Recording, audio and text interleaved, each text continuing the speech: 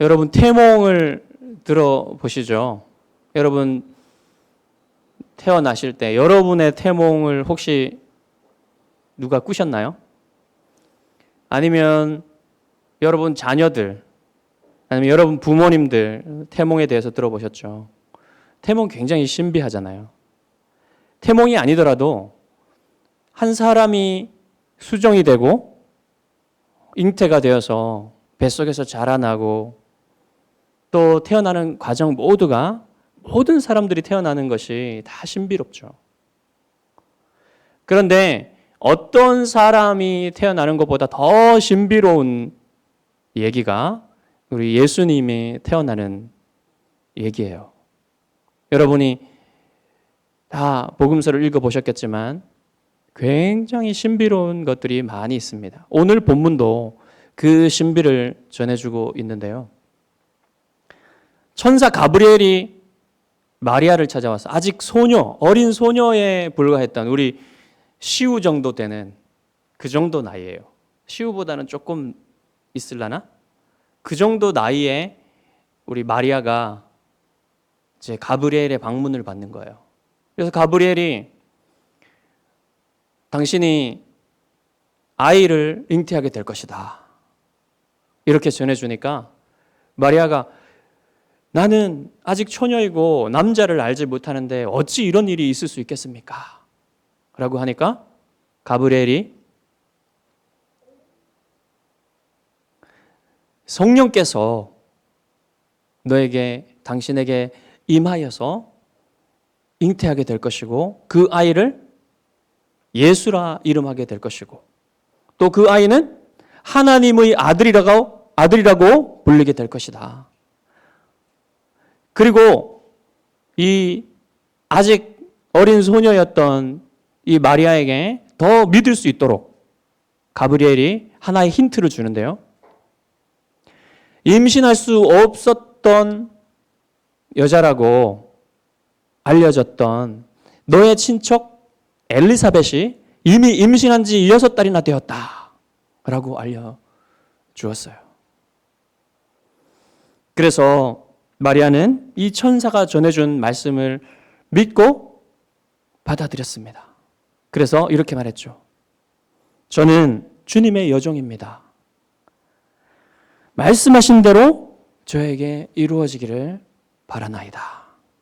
이렇게 대답을 했어요. 마리아가 언제 정확히 임신하게 되었는지는 알 수가 없지만 믿음으로 이 가브리엘이 알려준 하나님의 말씀을 받는 그 직후에 언제 임신하게 되었을 것입니다. 그리고 이 일이 너무나 놀라운 일이니까 마리아가 혼자 이것을 감당할 수가 없었겠죠. 여러분, 소녀가 처녀인데 아직 결혼도 하지 않은 상태에서 이런 말을 들었다고 생각해 보세요. 그리고 자기가 임신을 하게 되었다고 생각해 보세요. 혼자 이걸 감당할 수가 없겠죠. 마리아가 특별한 사람이 아닙니다. 그냥 평범한 아이였어요. 평범한 소녀였어요. 그러니까 이 일을 누군가에게 얘기를 하지 않을 수가 없었던 것이죠. 그래서 이제 마리아가 힌트를 받은 대로 엘리사벳에게 가고 싶은 마음을 갖습니다. 그때 이 마리아가 정혼한 상태였어요. 여러분, 정혼은 그 당시 정혼은 약혼보다 더 강한 구속력을 지닌 건데 아직 결혼을 하지 않은 상태, 그런 상태예요. 한 1년 정도 이런 정혼의 상태를 가집니다. 그리고 나서 1년이 지나면 이제 결혼식을 하게 되는 거예요. 그러니까 그 기간 동안에 여러분 임신을 하게 됐잖아요. 그러니까 정혼한 요셉에게도 말할 수가 없는 거예요. 이 일을. 그래서 이제 엘리사벳이 살고 있는 곳으로 직접 마리아가 찾아갑니다. 엘리사벳은 어디 살고 있었냐면 유대 어느 산골 지방에 한 동네에 살고 있었는데 그곳이 어딘지는 몰라요. 갈릴리에 있는 이 나사렛으로부터 유대 산골 이쪽까지 가려면 한 160km 정도를 걸어가야 됩니다. 거친 길을 걸어가야 돼요.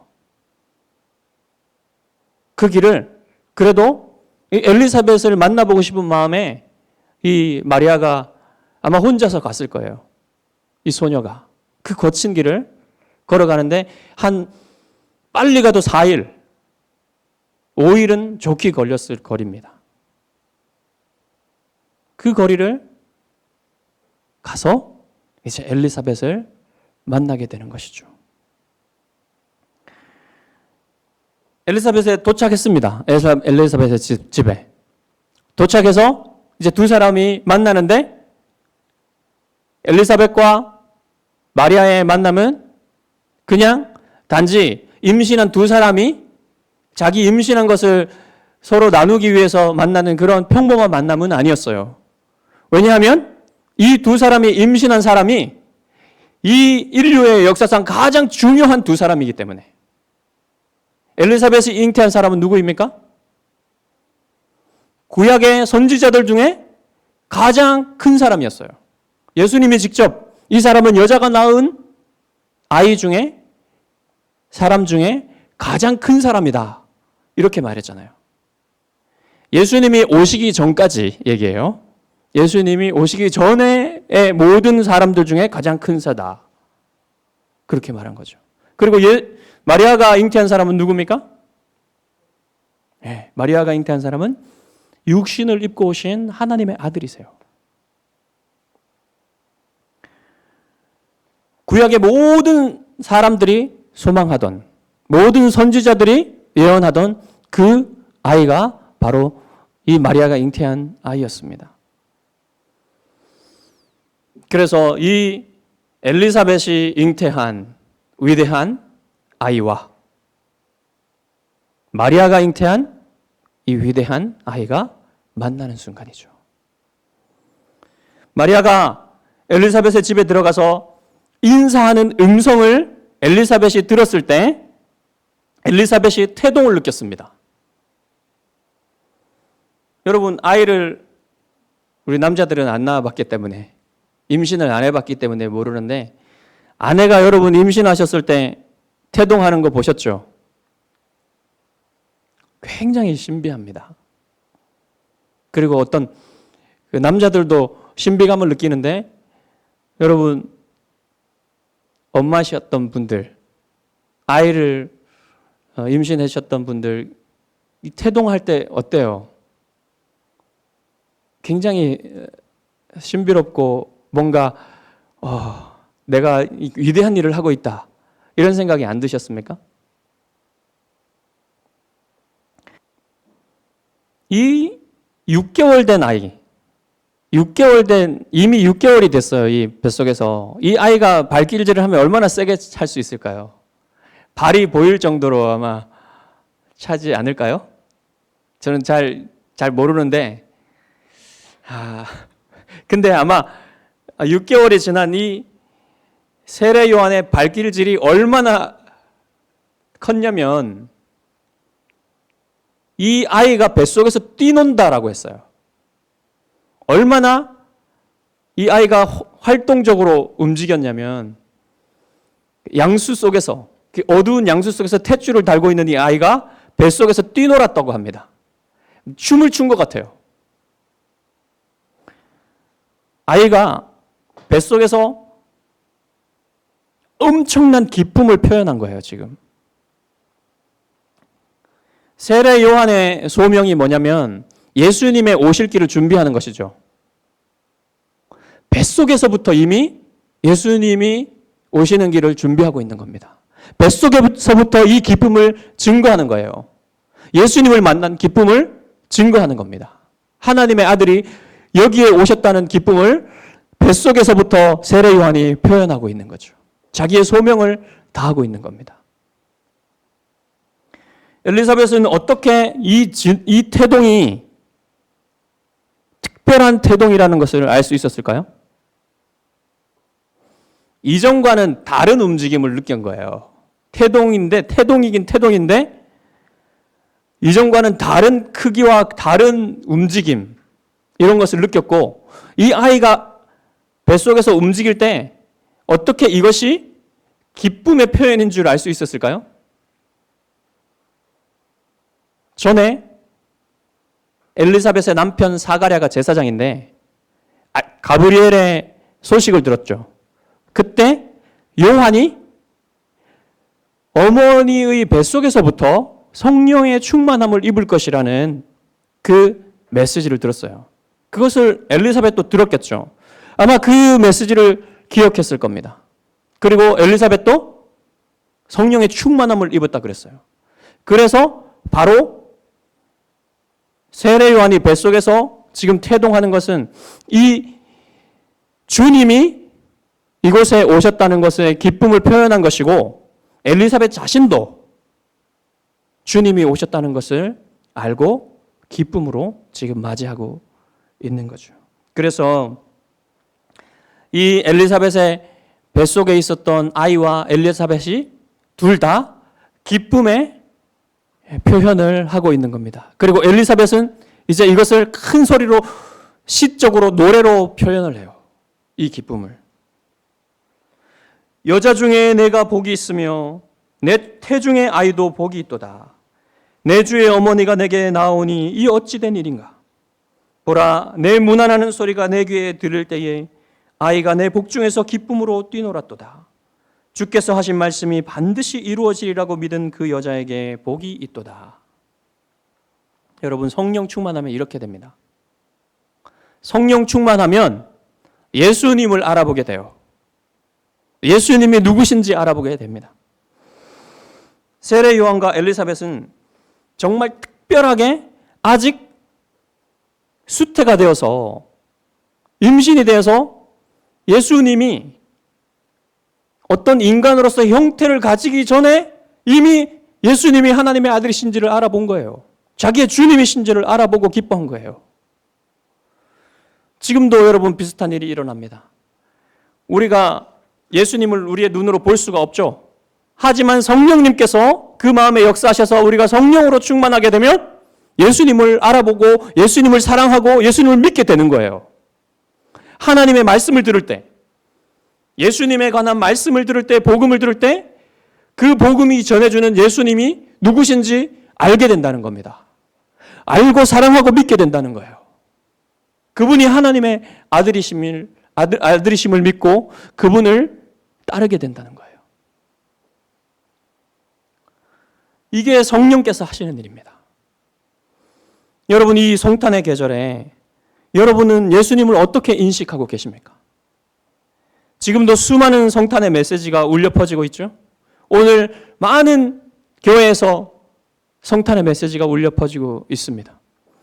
그 메시지를 듣는 여러분의 영혼 속에서 예수님이 어떻게 인식되고 계십니까?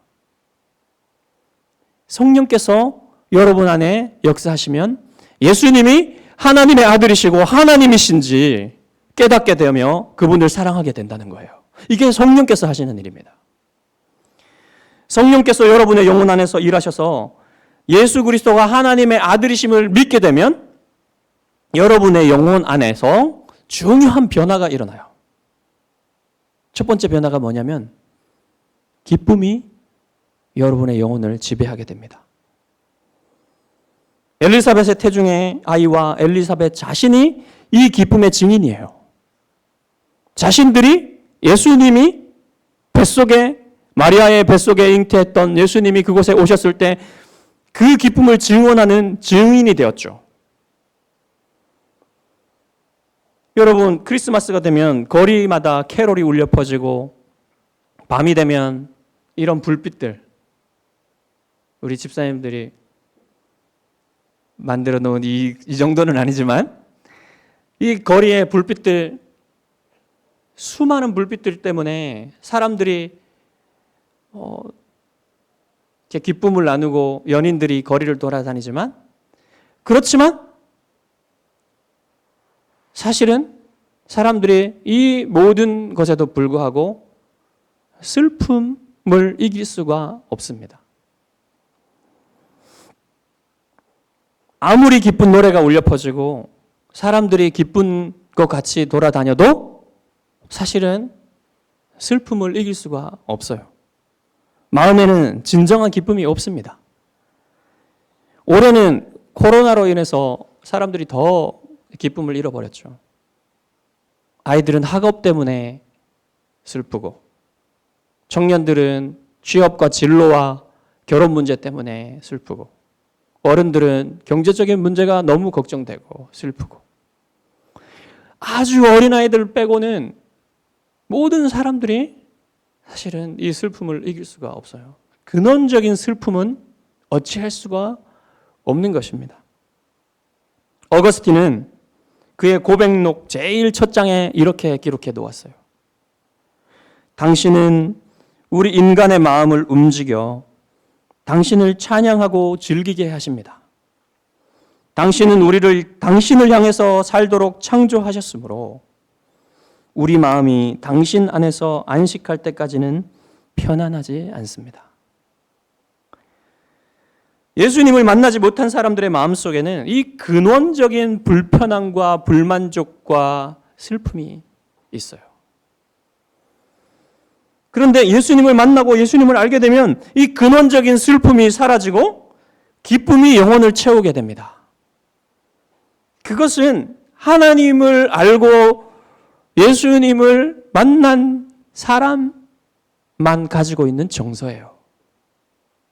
이 기쁨은. 그냥 잠시 있다가 사라지는 기쁨이 아니라 영혼을 지배하는 이 정서는 하나님을 아는 사람만 가지고 있는 정서입니다. 이 정서가 없다면 이 근원적인 슬픔을 이길 수가 없어요. 그래서 예수님을 모르는 사람들은 노래를 하는데 그 노래가 대부분 기쁨을 표현하기보다는 슬픔을 표현하는 노래예요. 사람들에게 기쁨의 정서보다는 슬픔의 정서가 지배적입니다. 그래서 여러분 노래들을 보면은 대부분 슬퍼요. 하지만 예수 그리스도 안에서 하나님을 만나면 기쁨의 노래를 부르게 됩니다. 저는 노래를 되게 좋아했어요. 그래서 제가 대학교 1학년 때 기타 동아리에 잠시 있었는데 저희 학교가 그 한남동 유엔빌리지 앞에 있었어요. 그래서 학생회관에 가면은 이 기타 동아리가 있는데 그 기타 동아리에 저녁에 이제 들어가게 되면 큰 통유리가 있고 그 앞에 보면 한남대교가 보이고 한강이 이렇게 쫙 펼쳐집니다. 저녁에 보면 너무 좋아요. 그래서 제가 거기 LP 플레이어가 있었어요. 그래서 LP 플레이어 제가 즐겨 부르던 그 비처럼 음악처럼 김현식의 비처럼 음악처럼을 탁 틀어놓고 혼자서 이렇게 그냥 이렇게 외로움과 슬픔을 달래는 그런 시간들이 있었거든요. 그냥 너무 외롭고 너무 슬펐어요. 근데 이 슬픔이 싹 사라지고 없어요, 지금은. 그때는 너무너무 힘들었는데 아마 제 아내를 만난 덕도 있지만 여러분 아내가 풀어줄 수 없는 슬픔도 있고 외로움도 있어요. 그렇죠? 근데 그런 슬픔이 그런 외로움이 확 사라졌어요. 이제는 제 영혼을 지배하는 정서가 기쁨의 정서입니다. 그래서 요즘도 가끔씩 비처럼 음악처럼이 속에서 나오기도 하는데 그런 노래보다는 찬양이 흘러나오고 하나님을 찬양하는 마음이 제 정서의 지배적인 정서가 되었어요.